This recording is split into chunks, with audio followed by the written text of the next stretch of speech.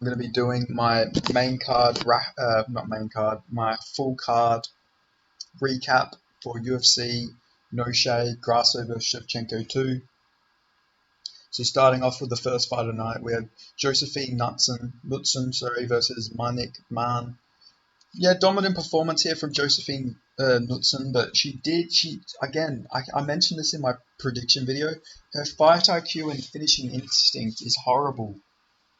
She really needs to work on that. She could have got that fight finished in that first round. She was hurting Man so much on the feet. I don't know what if she's trying to prove something, if she's trying to prove she has good cardio or something, but she's ruining herself here. She almost didn't get a contract. I mean, she didn't get a contract until she got this short notice opportunity, but like she's really screwing herself over here. She could get really nice finishes. She has the skills for it. She just needs to work on her fight IQ a little bit.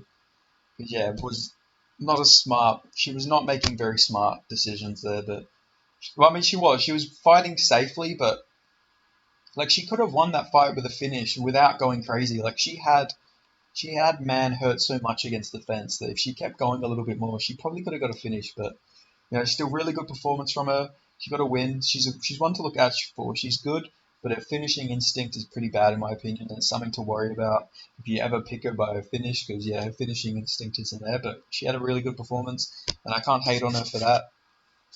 But yeah, great performance, but she really needs to work on that fight IQ. And then we had Charlie Campbell versus Alex Reyes. I briefly spoke about this fight before. Really good performance from Charlie Campbell. Reminds me so much of a lightweight version of Jason Mayhem Miller. He's got that, he's entertaining. He's got personality and he's got a fun style. He's just a wild man in there. I really like him. He seems like a really good fighter, like a cool fighter, I should say. Like he seems like a cool personality. I might go rewatch some of his fights afterwards, see what they're like. I've only seen him versus Duncan in this fight, so I'll go rewatch his other fights. But yeah, I knew he was going to win this fight. He was my lock for a reason. Alex Reyes was coming back from such a long layoff that I was just expecting this. But Reyes didn't look too bad for someone who had been off for 6 years. But yeah, good performance from Campbell. He was a bit cheeky, went for a little spinning elbow, sort of like what Jerry Prohaska got on Alex Reyes' brother Dominic. Don't know if he did that on purpose or if that was just something he normally uses. But yeah, that was cool. Almost got chin though for it, but he survived. He didn't get chin, so good on him. And then moving up the card, we got Tracy Cortez versus Jasmine Jazdu. Oh, fuck, I always do this for their name, man. Jasmine Jazdavicius. There we go, man. There we go. Your boy got it. Okay, really good performance from Tracy Cortez.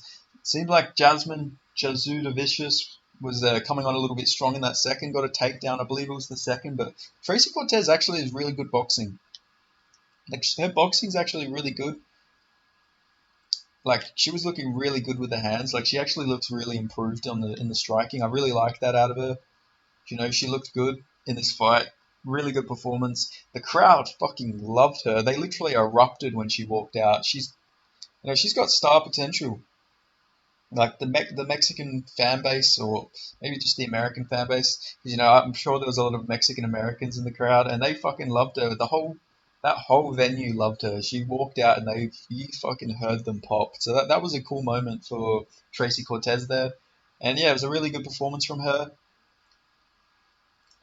Jasmine Jazz Devicious looked a lot slower than her as well. I don't remember ever looking that slow, but maybe Tracy Cortez is just that fast. But still, really good performance from Cortez. Uh, and yeah, I don't know who you give her next, but yeah, I'll be watching.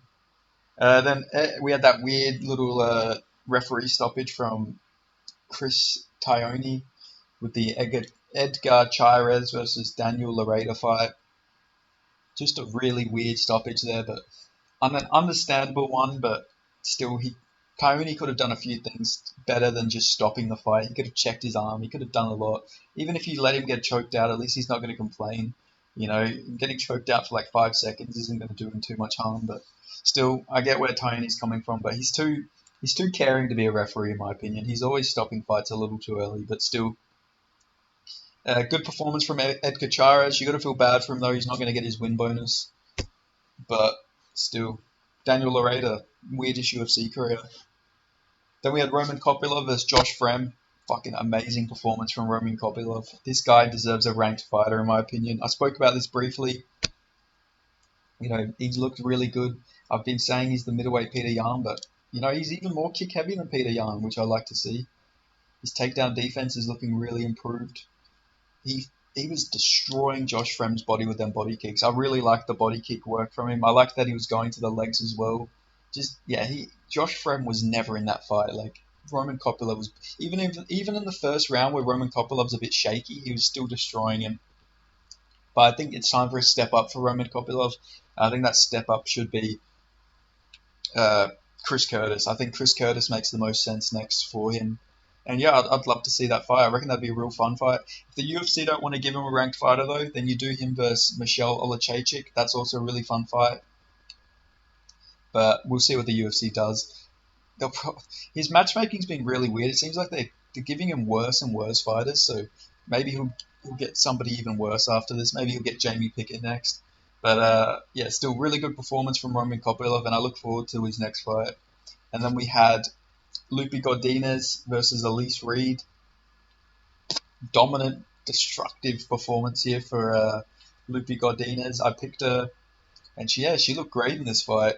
Dropped it. One thing I will say though, she clearly could have got a KO really if she really wanted it. But she really wanted that takedown. Like she had Elise Reed hurt against the fence, and she was unloading shot after shot, and then just shot in a takedown. She slammed her and subbed her afterwards, but she could have got a KO there if she just laid on the pressure a little bit more with the strikes. But maybe she was gassing out a little bit, or not gassing, but maybe she didn't want to gas out, so she went for that takedown. But yeah, flawless performance from Lupe Godinez. Looked really good in there. One of my favorite women fighters to watch. She's always entertaining. She's active, and yeah, she looked really good in that performance. I got to feel bad for Elise Reed. She took a lot of beating, and a lot of people said she looked like Mark Zuckerberg, which wouldn't feel nice. So yeah, I don't think it's been a very good day for Elise Reed, but been a good day for Lupe Godinez. Got a big cheer from the Nucha fucking fans as well, from the Mexican fans. I say Mexican fans, but they are in Las Vegas, so a lot of them are probably just Americans that are, just rooting for the Mexican fighters. But yeah, it looked really good there. And then we had Carl Nelson versus Fernando Padilla on the main card of the, I was going to say pay-per-view, main card of the fight night. Yeah, just a really good performance from Carl Nelson. Nothing crazy.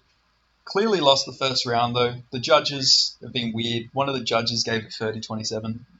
It's absolutely stupid scorecard. You can't justify giving him a 30-27. He's getting beat up in that first round, but the judges are going to judge, and they're going to judge incorrectly most times out of 10. But still, good performance from Carl Nelson. Not the most entertaining fight, but yeah, it is what it is. He got the win. And then we had Daniel Zalhuba versus Christos Gargiagos. You know what I'm talking about.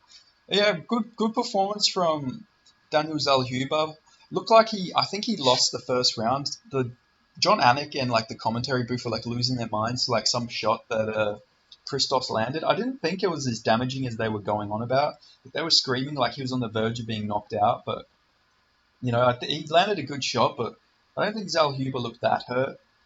Maybe I got to rewatch the fight, but I didn't think he was too hurt. I thought they were maybe overreacting a little bit, but I thought Christos clearly won the first round, but then Zalhuba just came on strong. His takedown defense, he has some really solid takedown defense. I really like the takedown defense out of him.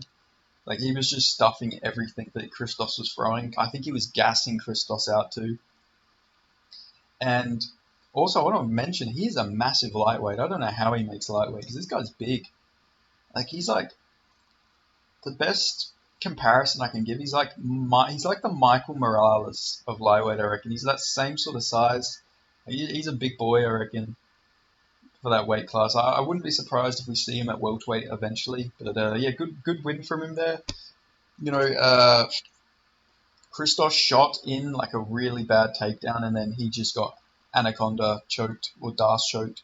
And yeah, that was it. Really good performance there for Daniel Zalhuba. He had me worried in that first round that we were going to see another performance similar to the Trey Ogden fight, but he proved me wrong, and he got the win. So good on him. I like him. He seems like a good personality.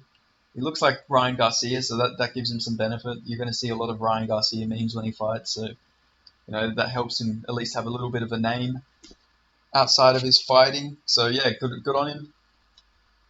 And then moving up the card, we had Raul Rosas Jr. I talked about this one briefly before. Was if you predicted Raul Rosas Jr. to go and get a first round KO, I don't believe you.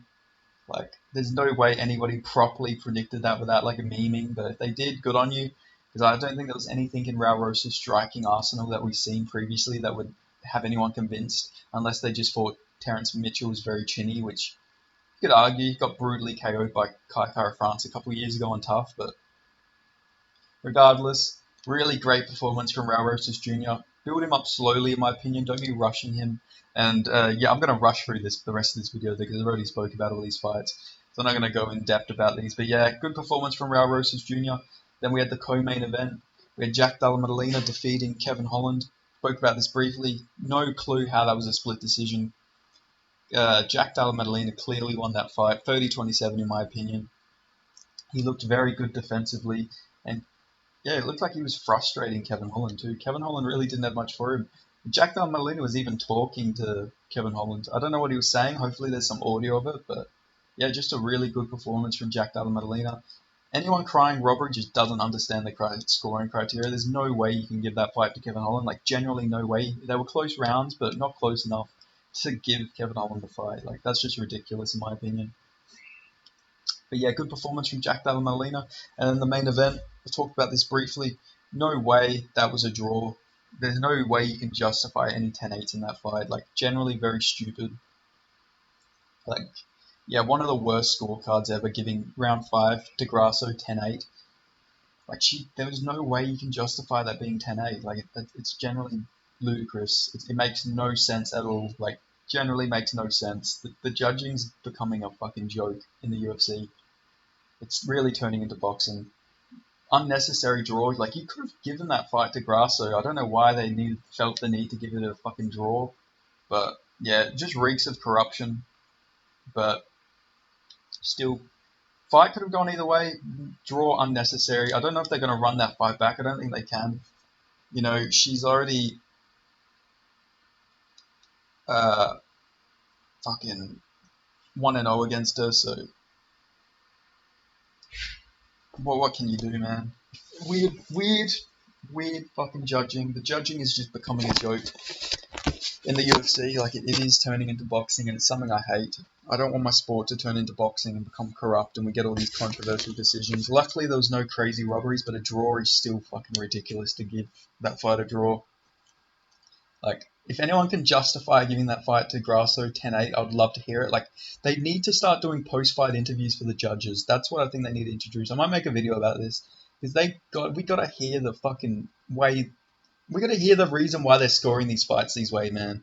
Because it's getting beyond a joke. And they're killing the sport. They're sport killers. Dana White called Greg Jackson a sport killer. These judges becoming sport killers.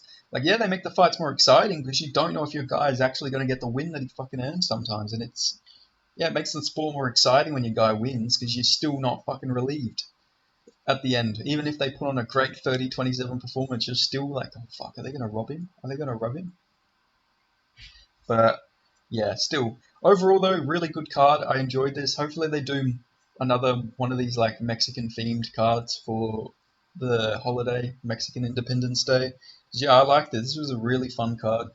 Good fights. Judging was a bit iffy, but besides that, can't really complain about the fights themselves. The fights themselves were good. Obviously, there were some stinkers on this card, but still, I don't understand the people saying that Jack Della Maddalena versus Kevin Holland was boring. I found it very entertaining, but maybe that's just because watching it live. Maybe on rewatch it wouldn't be as entertaining, but still, I enjoyed it. And yeah, overall, really good card. Next week, we got the Gamrot versus Fiziev card. I'm really looking forward to that one. Some really good fights on there. Doesn't deserve to be an Apex card. Should be in front of a crowd, but still, I'm not going to complain. Really good fights. So I look forward to seeing those ones, and I'll be doing my breakdown for them in the next few days, probably tomorrow. So yeah, they should be some good fights. And I did pretty good for predictions this card. Uh, what fights did I get wrong? I picked Grasso to win, but it went to a draw. Let's see. 1, 2, 2-1, no contest. 3, 4, 5, 6, 7. So I did 7 and 2, and then I had no contest and a draw. So I got 7 fights right. I'm happy with that. I only got 2 fights wrong. So yeah, I did pretty good for predictions this card, which it's never bad to do good for your predictions. But yeah, I guess that's pretty much it. That's the recap for UFC Noche Fight Night. Alexa Grasso versus Shevchenko 2. Be interesting to see what happens at the women's flyweight division next, because you can't do a trilogy after that, like surely not. But it'll be interesting to see what Shevchenko does. But yeah, that's pretty much it. Thanks for watching. Like, comment, subscribe, and I'll catch you guys next time.